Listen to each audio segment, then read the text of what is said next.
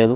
Trials నడిచినప్పుడు అట్లా attend అవుతూ ఉంటారు. దాంతో పెద్ద ఇంపాక్ట్ ఏమి ఉండదు, ఏమంత మార్పులు ఏం రావు.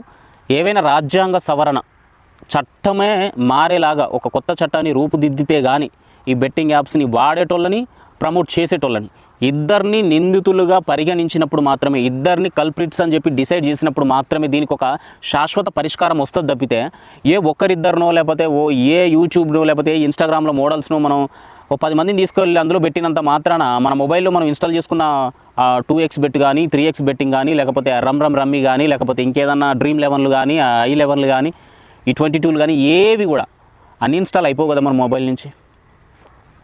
ఆల్రెడీ అవి ప్రతి గడప దొక్కినాయి, ప్రతి ఒక్కడి మొబైల్లోకి వచ్చినాయి. ప్రతి ఒక్క ఇంట్లో ప్రతి ఒక్కడికి స్మార్ట్ ఫోన్ ఉన్న ప్రతి ఒక్కడు యూట్యూబ్ లేకపోతే సోషల్ మీడియాని ఎలాగైతే చూస్తూ ఉన్నాడో దాదాపుగా బెట్టింగ్ యాప్స్ని కూడా అంతే మంది వాడుతూ ఉన్నారు.